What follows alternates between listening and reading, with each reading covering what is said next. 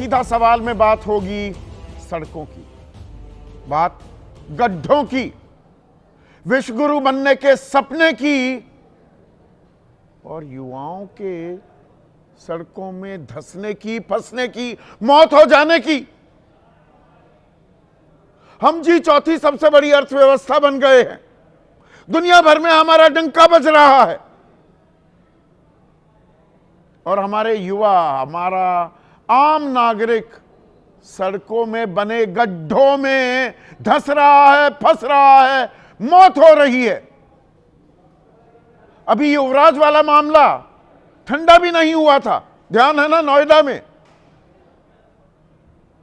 Car गिर गई, एक बेसमेंट बनी हुई थी, उसमें पानी भरा हुआ था, 2 महीने हो चुके थे, किसी के कान में जू तक नहीं रेंगी।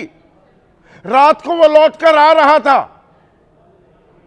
घना कोहरा था, गाड़ी उसमें गिर गई, गाड़ी से बाहर निकला, 2.5 घंटे चिल्लाता रहा, 100 लोग मौजूद थे उसमें, नोएडा पुलिस, एसडीआरएफ, दमकल विभाग के कर्मचारी, कोई कुछ नहीं कर पाया। मूक दर्शक बनकर बैठी रही पूरी व्यवस्था। डबल इंजन सरकार, उत्तर प्रदेश में भाजपा की अगुवाई वाली सरकार, केंद्र में बीजेपी की अगुवाई वाली सरकार, और जुम्मा 4 दिन हुए नहीं उस बात को कि राजधानी दिल्ली में, वो तो नोएडा की बात थी, नोएडा का हादसा था, राजधानी दिल्ली में एक युवा घर लौट रहा था मोटरसाइकिल पर, हेलमेट भी लगा रखा था,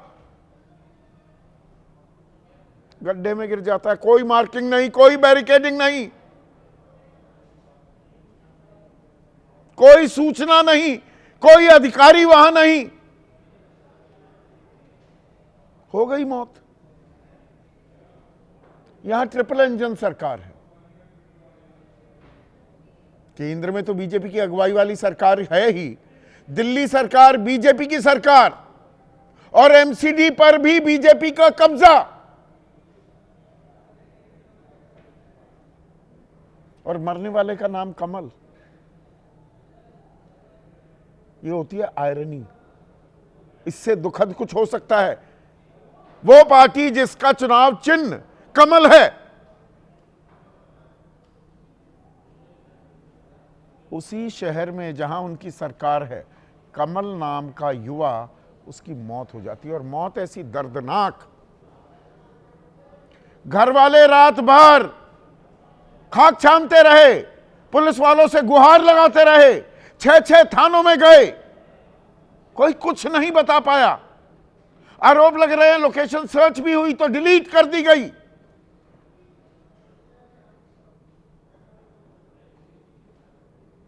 और अब वही रटी रटाई प्रक्रिया, 3 अधिकारियों को सस्पेंड कर दिया गया है, निलंबित कर दिया गया है। संबंधित मंत्री, और 2 मंत्री संबंधित हैं, अभी उसकी तफसील आपके सामने रखने वाला हूं। उन पर कोई कार्रवाई नहीं होगी, वो मानने को ही तैयार नहीं कि बैरिकेडिंग नहीं थी, वहां किसी तरह के साइनेजेस यानी कि कोई संकेत देने वाले बोर्ड नहीं थे। एक तो लापरवाही, ऊपर से सीना जोरी, इसे महज मौत माना जाए या इसे हत्या करार दिया जाए। गैर इरादतन हत्या का मामला तो दर्ज हुआ है, लेकिन कार्रवाई होगी क्या, और हम सुधरेंगे क्या? आपकी राय क्या है? आपके सुझाव और आपके सवाल, जो सीधा सवाल के अहम हिस्सा बन चुके हैं, उनका रहेगा इंतजार। तो आज मैं बात करने वाला हूं गड्ढों की, सड़क पर मौत की।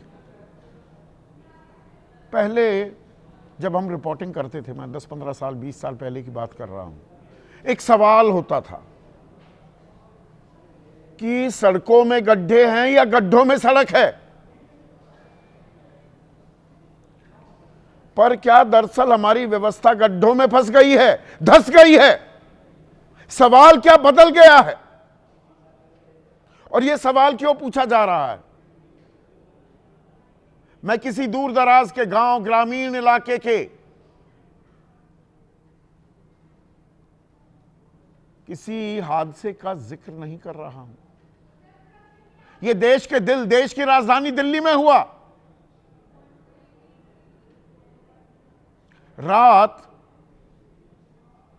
कल रात एक युवा, वो अपने घर लौट रहा था, बैंक में असिस्टेंट मैनेजर था, कमल ध्यानी, घर लौट रहा था, जनकपुरी से गुजरा। पुराना रास्ता था, जाना पहचाना रास्ता था, हेलमेट भी लगा रखा था। सोचा घर पहुंचूंगा, ठंड भी है, मां इंतजार कर रही हुई होगी, गर्मा गर्म खाना मिलेगा, खाऊंगा, माता पिता से बात करूंगा, भाई से थोड़ी हंसी ठिठोली करूंगा और फिर सो जाऊंगा। लेकिन व्यवस्था ने तो कुछ और ही इंतजाम कर रखे थे। व्यवस्था शब्द पर गौर कीजिएगा। रास्ते में एक गड्ढा था, छोटा मोटा गड्ढा नहीं, इसकी गहराई 17 फीट, यानी कि लगभग 5.25 मीटर गहरा, चौड़ाई 14 फीट, 4.25 मीटर की चौड़ाई, देखिए आप, और 22 फीट की लंबाई, 6.5 मीटर से ज्यादा की लंबाई।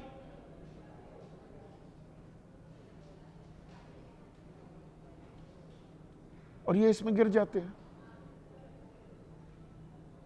किसी को पता ही नहीं लगता। रात 11:53 पर कमल ने अपने एक दोस्त को कॉल किया कि भाई मैं जनकपुरी सिटी सेंटर पहुंच गया हूं और बस घर जल्द ही पहुंच जाऊंगा। जब घर नहीं पहुंचा कमल तो ढूंढाई हुई। सुबह 7 बजे पुलिस ने आज तड़के परिजनों को हादसे की जानकारी दी। जी हादसा हो गया, वो तो गड्ढे में गिर गया कमल और उसकी मौत हो गई। पर इसके बीच क्या हुआ? ये लापरवाही पूरी व्यवस्था की, जिसने हत्या कर दी। मैं पूरी जिम्मेदारी से यह शब्द इस्तेमाल कर रहा हूं। युवराज मेहता की जब मौत हुई, मैंने कहा यह मौत नहीं है, यह हत्या है, जो नोएडा के सेक्टर 150 में हुआ। और जो जोगिंदर सिंह मार्ग पर जनकपुरी इलाके के कल रात हुआ, यह भी हत्या हुई है। भाई कमल के, करण नाम है उनका, हमारे साथ जुड़ेंगे अभी। उनका दावा है कि अगर पुलिस टाइम पर ढूंढ लेती तो भाई जिंदा होता। कम से कम 6 थानों पर गए, रोहिणी, मंगोलपुरी, जनकपुरी, पालम, सागरपुर। भाई का तो यहां तक कहना है कि रात को हमने देखा था इस गड्ढे में तो नहीं थे, तो ये गड्ढे में कैसे आ गए? या संवेदनाओं का सैलाब भी बहता है, आदमी को समझ नहीं आता। दोस्त भी कह रहे हैं पुलिस ने जो मदद करनी थी वो नहीं की गई। लोकेशन ढूंढ भी ली थी पर उसको डिलीट कर दिया गया। अब ये अपने आप में गंभीर आरोप है कि लोकेशन का पता लग गया पर उसे डिलीट कर दिया गया। हेड कांस्टेबल को भेजा गया, वो ढूंढते रहे, घूमते रहे। पर यह तो पुलिस की हीला हवाली, इससे आप और मैं परिचित हैं। किस थाने में आएगा, क्यों आएगा, क्या आएगा, वो घुमाते रहते हैं आदमी को, आम आदमी को खासकर। नेताओं की ड्यूटी बजाने में वो पूरी तरह से फुर्ती दिखाते हैं। कमल के पिता कह रहे हैं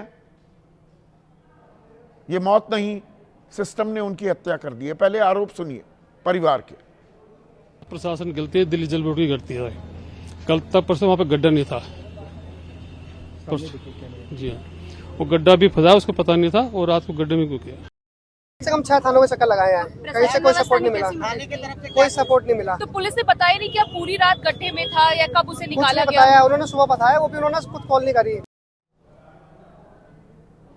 अब आपने एक बात पर गौर किया, पिता क्या कह रहे हैं कमल के,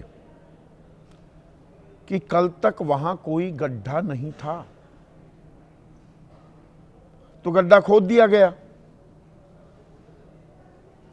और गड्ढे की जानकारी देने के लिए बैरिकेडिंग हो या किसी तरह के संकेत लगाए जाएं, कुछ बोर्ड लगाए जाएं, यह जहमत किसी ने उठाई नहीं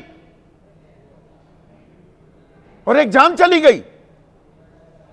और ऐसा नहीं है, कागजी कार्रवाई बहुत होती है हमारे देश में। ये 24 तारीख का, 24 जनवरी, आज हम 6 फरवरी में बैठे हुए हैं, तो 13 दिन पहले का एक दिशा निर्देश Kaushal Raj Sharma, chief executive officer, Delhi Jal board, उन्होंने क्या कहा था कि नोएडा में एक हादसा हुआ है, तो उसके मद्देनजर ये आदेश दिए जा रहे हैं, निर्देश दिए जा रहे हैं कि जहां पर भी कुछ खुदाई हो, कुछ निर्माण हो रहा हो दिल्ली में, तो वहां बैरिकेडिंग होनी चाहिए। बैरिकेड लगाइए, टेप लगाइए, रिफ्लेक्टर्स दिखे, रोशनी लगे तो पता लगे सामने कुछ है। हरी चद्दर लगाई जाएं, साइन बोर्ड लगाए जाएं, लेन मार्कर हों और बाकी सुरक्षा नियम कायदे उनको जमीन पर उतारना है। ये कागजों में रह गया और अब कागजों में कैसे रह गया, ये बात तो मानेंगे नहीं, सरकार कैसे माने। तो जो संबंधित मंत्री हैं, अब देखिए यहां पर एक और खेल है। दिल्ली जल बोर्ड वो आता है दिल्ली जल मंत्रालय के मातहत। मंत्री कौन है? परवेश वर्मा। और अर्बन डेवलपमेंट डिपार्टमेंट यानी कि शहरी विकास मंत्रालय, गृह मंत्रालय भी उनके पास है, वो हैं आशीष सूद। अब दोनों मंत्री वो क्या कह रहे हैं, जो भी जिम्मेदार होगा उसके खिलाफ सख्त कार्रवाई की जाएगी। और सख्त कार्रवाई के नाम पर क्या किया गया है? सख्त कार्रवाई के नाम पर जल मंत्री परवेश वर्मा ने जानकारी दी है कि एक एग्जीक्यूटिव इंजीनियर, एक असिस्टेंट इंजीनियर और एक जूनियर इंजीनियर, इन्हें निलंबित कर दिया गया है। और भाई बैरिकेडिंग तो लगा रखी थी हमने, बैरिकेडिंग थी, तो मतलब अपने आप गिर गए कमल वहां पर। और ये गड्ढे की तस्वीरें हम आपको दिखा रहे हैं। आपको लग रहा है कि यहां बैरिकेडिंग थी, कोई हरी चद्दरें लगाई गई थी, कोई रिफ्लेक्टर्स थे, या कमल के साथ भी जो युवराज के साथ हुआ वैसा तो नहीं होगा। इसमें मीडिया भी सहायक हुआ था। सोशल मीडिया पर कुछ बिल्स वायरल होने लगे थे, अरे युवराज तो दोस्तों के साथ पार्टी कर रहा था गुरुग्राम में, और दारू भी पी थी, शराब भी पी थी, बिल भी आने लगे।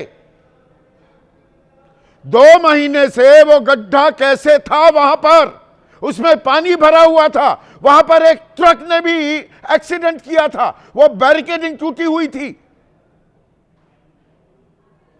और 2.5 घंटे युवराज चिल्लाता रह गया।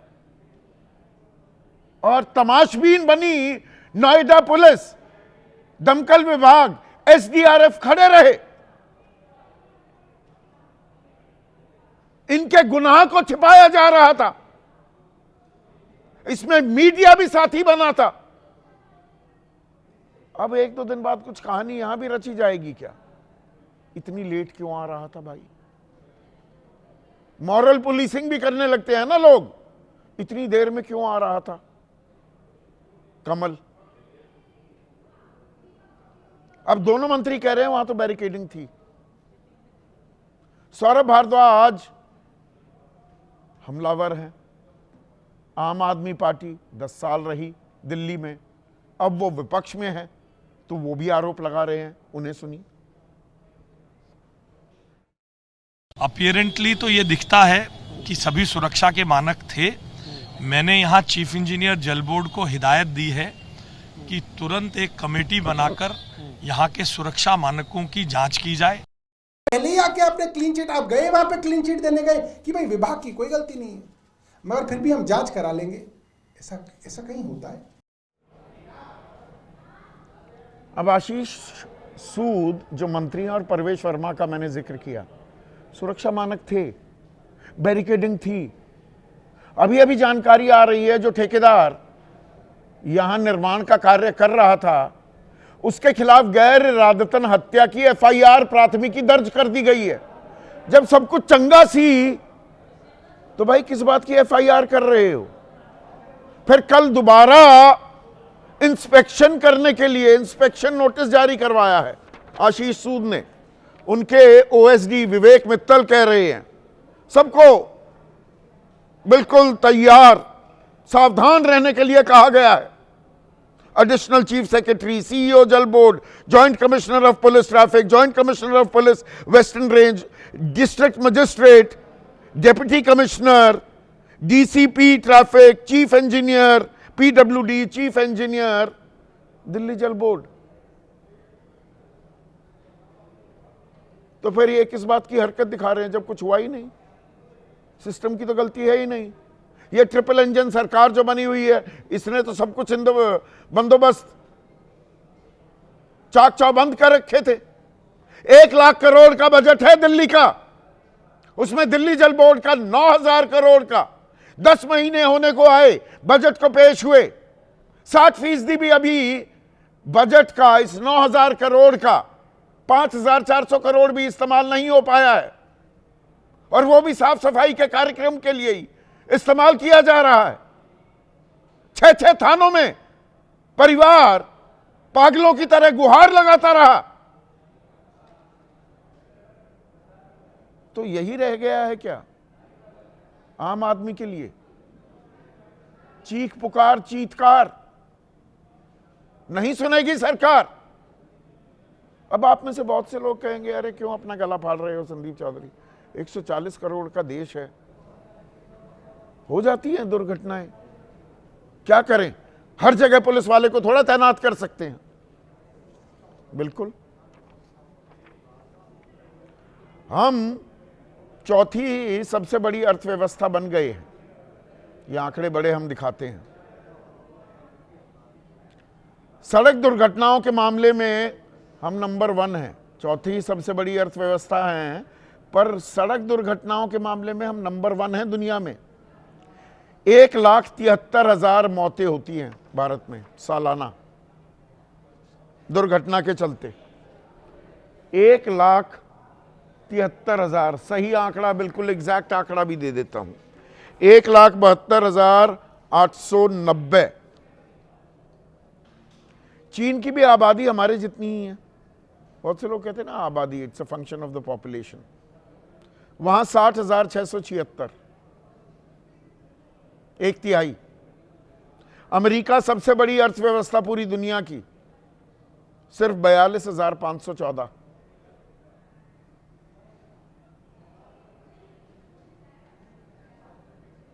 ऐसे विश्व गुरु बनने वाले हैं क्या हम? ऐसे में आज का सीधा सवाल अब आपके स्क्रीन पर, पहले युवराज अब कमल, सड़क सड़क मौत का दलदल और गड्ढों में जा रही जान, ऐसे विश्व गुरु बनेगा हिंदुस्तान। अभी 6 फरवरी को दर्शकों, मैं अभी अपने मेहमानों का परिचय आपसे कराऊं, उससे पहले आपको बता दूं, 6 फरवरी को मोहाली में, मतलब आज की बात है, खुले सीवर में महिला और उसका बेटा गिरे, दोनों जख्मी। 3 दिन पहले 3 फरवरी को पाली, राजस्थान में पाइपलाइन बिछाने के लिए 20 फीट गहरी नाली खोद दी गई सड़क पर। 4 लोग गिरे, 2 की मौत हो गई उसमें। 22 जनवरी गुरुग्राम मिलेनियम सिटी, सेक्टर 84 के पास बजरी से लदा ट्रक नाले में जा गिरा। दिल्ली 9 जनवरी इग्नू रोड पर हादसा, मेट्रो खुदाई से सड़क धसी, ट्रक उसमें गिर गया। देश भर में ये आम है तस्वीरें।